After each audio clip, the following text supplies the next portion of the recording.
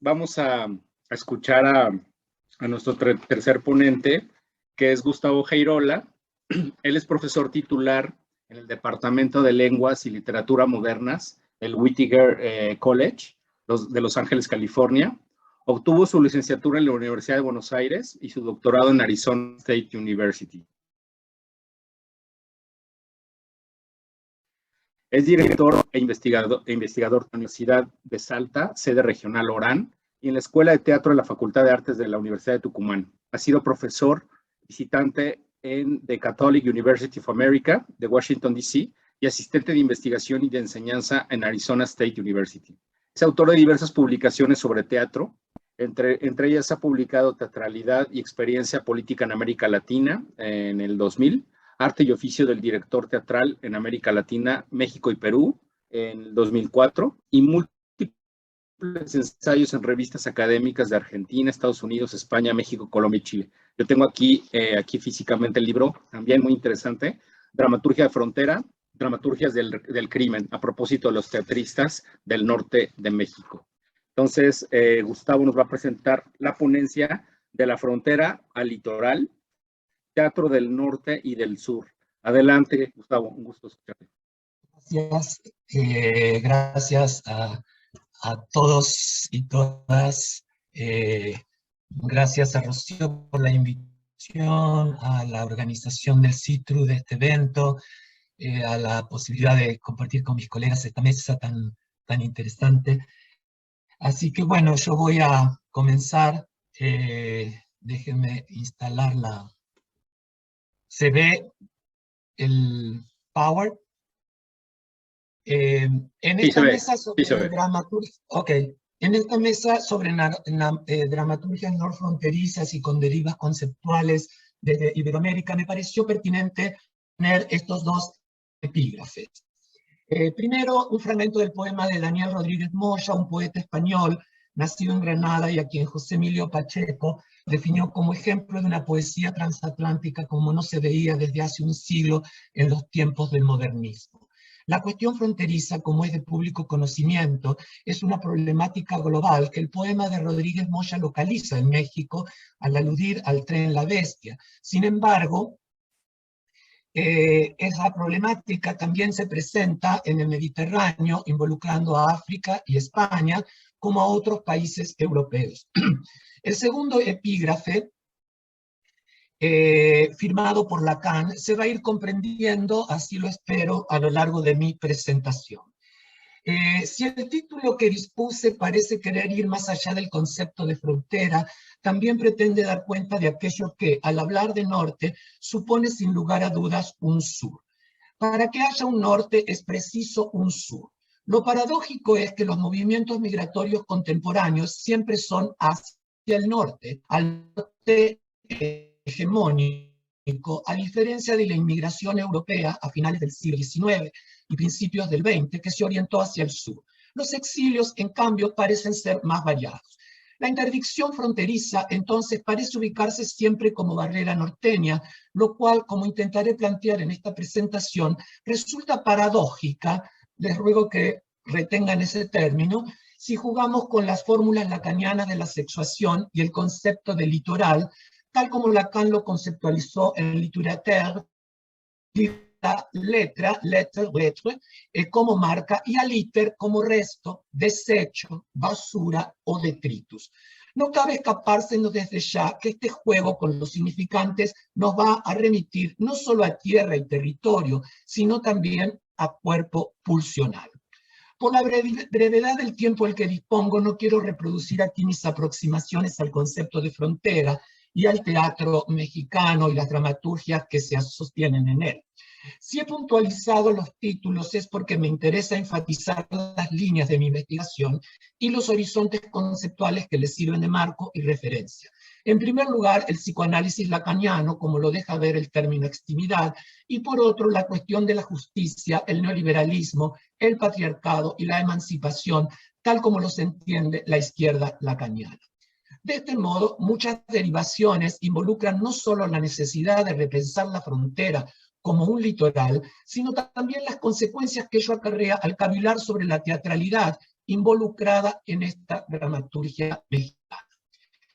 En efecto, mi planteo siempre apunta a explorar esos textos en los cuales hay una relación muy estrecha entre dos formas. La forma del texto dramático, tal como el dramaturgo la dispone en las didascalias para la puesta en escena, o bien la forma que un director diseña para el montaje.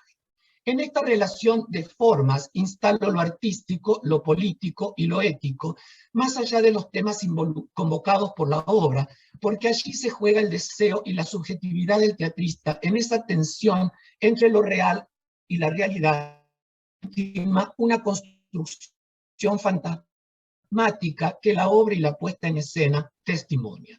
Al proceder de esta manera, uno sale del riesgo de quedarse fascinado con la sustancia del contenido, esto es, con las temáticas y con la escritura de catálogo, quedando atrapado por el sentido y la comprensión apresurada del mismo, para acceder a otras cuestiones intrincadas a nivel de la forma, que es, como sabemos, lo que distingue al arte de la vida y la que separa a la praxis teatral de, por ejemplo, la sociología del teatro. Mi propósito para esta intervención es ir al grano sobre la posibilidad de un planteo conceptual que vengo explorando desde que me he interrogado sobre la dramaturgia del sur de México. Habida cuenta de que es una zona de frontera con América Central, frontera también norteña para los centroamericanos, que cruzan miles de seres humanos hacia un norte esperanzado e idealizado, norte que, a la manera de un ideal del show, obviamente no es México. Si la frontera es una línea que divide países, pero también instala una división a nivel estructural entre el goce y el placer, entre la letra y el significante, entre la langue y el lenguaje, entre el parler y el sujeto, entre lo pulsional y lo simbólico imaginario, entre el inconsciente genuino, el del ello y el super yo, y el inconsciente estructurado como un lenguaje. Entonces, la consecuencia de adosarle las fórmulas lacanianas de la sexuación, como lo esbocé en mi ensayo sobre Virginia Hernández, lleva a la necesidad de pensar esa línea ya no como una mera división que invita a un cruce, sino como un litoral en el que se requiere un atravesamiento, en la medida en que un litoral supone un espesor de extensión que la línea fronteriza o la frontera como línea no visibiliza conceptualmente bien. Contamos así con un concepto, el de litoral, para entender cómo la cuestión fronteriza no está ausente en el teatro del sur de México o en otras obras del norte, en las que la problemática no es la línea, ni tampoco la migración, sino el atravesamiento del litoral o, como le dice Marta Jerez San Martín, el arco iris de los voces y las consecuencias. En efecto, la psicoanalista Marta Jerez San Martín superpuso el concepto de litoral a las fórmulas de la sexuación, colocándolo entre el lado fálico, magno, del saber, de lo mensurable y del sentido, y el lado de la ausencia, del no saber, del sinsentido, del goce, siempre entendido en sentido lacaniano como un dolor inconscientemente placentero, de lo inconmensurable, que Lacan denomina lado de la mujer, con el la tachado, esto es, lado de lo no fálico. Lados, como se sabe, que pueden ser habitados tanto por mujeres como por hombres. Lados que además nada tienen que ver con género u orientaciones sexuales. Nos toca a nosotros como investigadores trabajar estos conceptos en el campo de la praxis teatral. El corpus que he podido armar hasta ahora sobre la dramaturgia del sur, todavía muy escueto, aunque bastante elocuente, parece no interesarse en la problemática de la inmigración y la frontera, tal como la ha explorado la dramaturgia del norte. En el sur parece haber otras preocupaciones de diversa temática, pero que no aluden al ingreso de miles de personas en territorio mexicano con destino al norte y la serie de violencias a las que se exponen en ese tránsito. Esto no quiere decir que esta dramaturgia sureña no explore fronteras y litorales, abusos, violaciones naturalizadas por el patriarcado y la religión, la cuestión del género, la sexualidad, el crimen, el incesto, la memoria, etc. Tal como también lo hace la dramaturgia norteña, por ejemplo, en Nosotras que los queremos tanto, de Hugo Salcedo, donde no aparece el tópico de lo migratorio. Una posible hipótesis que debería considerarse es que el sur abre un litoral en el que los agentes del mal no son los americanos, no es la migra, sino que son las fuerzas policiales y militares mexicanas sumadas a los horrores que establecen los transportes, sea de drogas, de personas o de órganos. Es probable que lo nacional sea el elemento reprimido que oficia como tabú en esta escritura sureña, en tanto se refiere a la tierra y a las figuras de la ley y los nombres del padre en la constitución de la nación. En este sentido, México se instaura como un litoral que involucra una nación o una nación que oficia como litoral entre dos orillas, habiendo una travesía que incrementa exponencialmente los peligros ya muy bien apalabrados por el teatro norteño.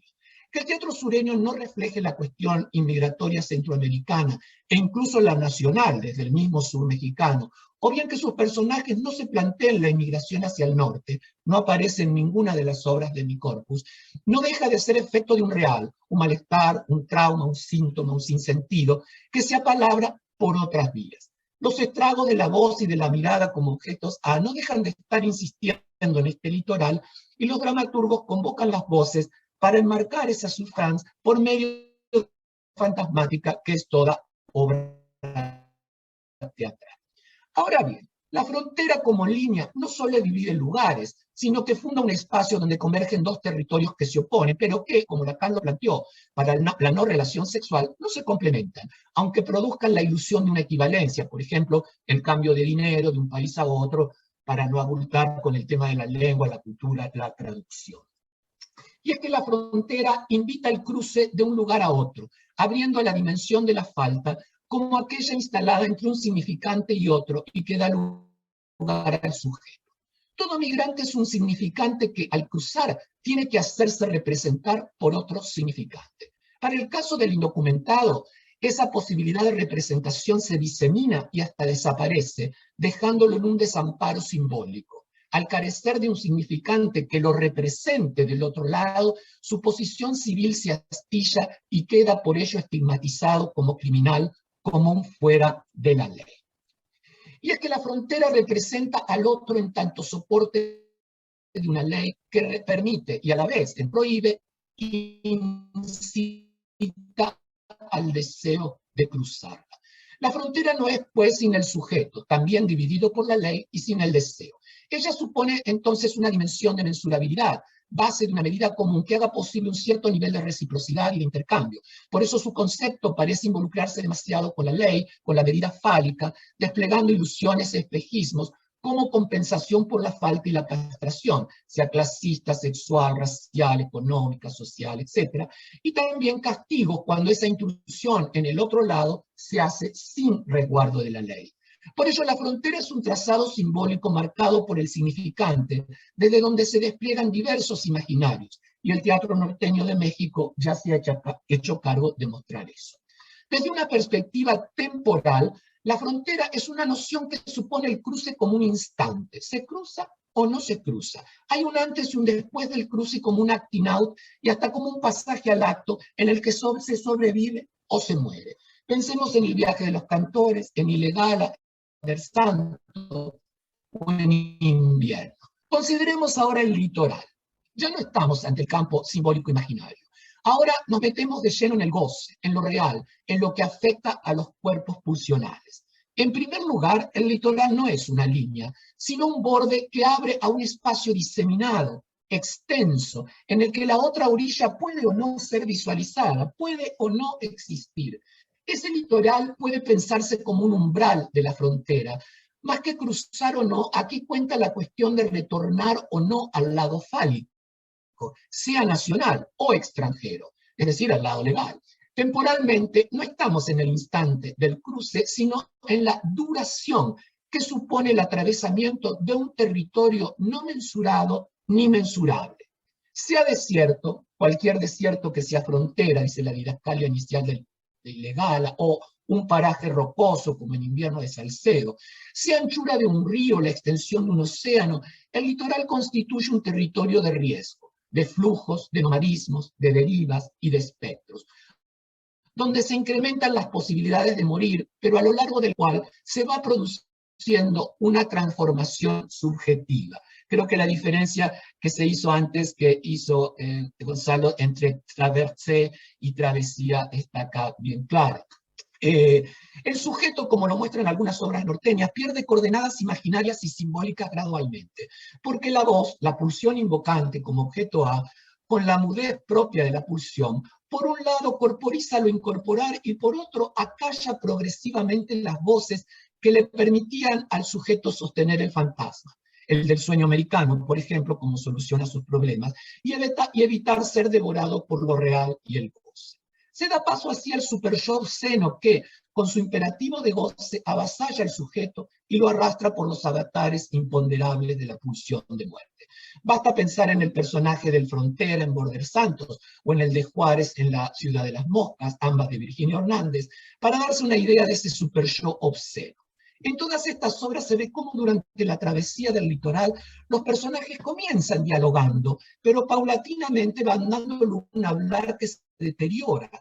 Incluso pasan al delirio, al surgimiento de espectros, hasta que la voz, que es áfona, que se impone y enmudece su grito y su desesperación, precisamente al borde de esa otra orilla, la más determinante para el ser humano, que es lo que Lacan llamaba la cosa, das Ding, la muerte.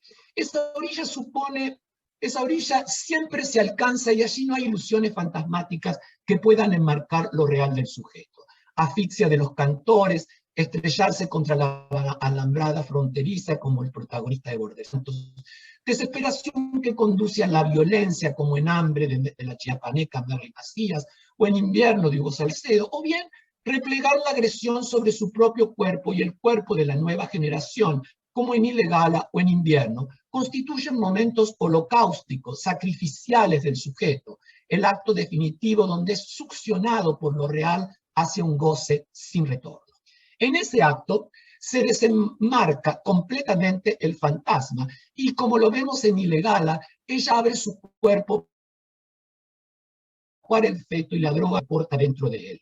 Se trata de la caída brutal del objeto a causa de su deseo, que ya sin el losange que podría protegerla, deja lugar a un ofrecimiento sacrificial al goce del otro, cediéndole esos objetos preciosos, agalmáticos que porta dentro de sí. Se los devuelve al otro, a ese Dios inexistente o anónimo, Dios, santos, santones, heroínas, poetas, narcos, público, que no la escucha, que habiéndola gozado, no responde a su demanda de ayuda y de amor. En este acto, Ilegala paga su deuda, cancela sacrificialmente su culpa. Ella deviene al final consciente de su alienación, de ser el desecho o detritus del otro, tal como ese plus de goce que muestra en la fórmula del discurso del amo. Se da cuenta de que ella es no la ruina del sistema, sino el detritus de la cloaca de la civilización neoliberal, percatándose, para decirlo en mexicano, de ser una buena para nadie, ni siquiera para ella misma. Queda pues como ese plus de goce del otro, ya sin valor de uso y sin valor de cambio, condenada a convertirse en nuda vida en el desierto de una sociedad irredimible. Lo tremendo de la pieza no está, sin embargo, en este final a nivel del contenido, sino en cómo la teatralidad del teatro, al igual que el discurso del amo, con su consistencia perversa, cancela toda posibilidad de una escucha para que Ilegala pudiera trabajar su angustia y significantizarla. Es decir, la obra muestra la complejidad que el silencio del público, como el de esos santos y santones, adquiere, ese silencio y esa parálisis siniestros naturalizados por la teatralidad del teatro, que acá tenemos que estar en silencio, a oscuras, paralizados, y no podemos interactuar. Que no es el silencio, obviamente, del analista. Ilegala carece de ese semblante del objeto a que Lacan dispone como posición del analista para que el analizante logre trabajar su alienación y promover su emancipación. Cada miembro del público en la teatralidad del teatro, en lo que yo llamo la institución teatro, queda fuera, que lo pueden imaginar como la sala a la italiana, queda fuera de toda posibilidad de transferencia, de amor de transferencia, que no es el supuesto eros convivial de Dubati, sin la cual no hay emancipación posible del sujeto. Por eso sostengo que la praxis teatral, diferente de la institución teatro, debe trabajar la posibilidad de una teatralidad que, sea en el texto dramático o sea en la puesta en escena, contemple asumir la posición de semblante de objeto A frente a cada miembro del público y o que los teatristas ocupen esa posición para que a cada uno de los que integran el público, expulsados de convivios masificadores y catárticos, elabore también su alienación en procura de una emancipación en la que, confrontado a su sintón de modo que su modo de goce incurable invente vías para desalienarse, asumiendo la responsabilidad de cómo operar social y políticamente con dicho goce singular y propio. Es más, me animaría a ir un poco más lejos hasta afirmar que si la institución teatro tiene un lazo, algún lazo con lo pulsional, lo tiene a la manera de las pulsiones freudianas oral analifálicas, que son las que responden a la dialéctica de la demanda. La escena es así pecho, es así a la vez excremento y también poder. La praxis teatral, en cambio, establece su relación con lo pulsional a partir de las dos objetos descubiertos por Lacan, lo escópico y lo invocante, la mirada y la voz respectivamente. El debate entre teatralidad del teatro o institución teatro y performance debería atravesar el litoral que los separa y confronta. Me referí al inicio de esta presentación a una paradoja, la cual surge no de la realidad, sino que resulta inducida desde la productividad del modelo teórico que estamos convocando. Si el sur, marcado por la falla de la ley, asume la dimensión del arcoíris de los goces, instalado del lado de la mujer, de lo no fálico, de la ausencia, de lo no regulado, de los riesgos, entonces la consecuencia resultaría postular al norte como lo fálico, el territorio de la ley y lo regulado, lo ordenado y ordenador. Eso es lo que saldría de usar estas fórmulas. Pero mi pregunta sería, ¿qué pasaría si el norte no resultara para el migrante indocumentado el lado fálico en el que podría resguardar su yo, su cuerpo y su deseo? Sabemos que aún para aquellos, documentados o no, que logran sobrevivir al cruce fronterizo y a la travesía del litoral, el otro lado no nos acoge en el marco del lazo social, sino que como otro litoral u otro lado del goce, lo expulsa, lo discrimina y hasta lo criminaliza.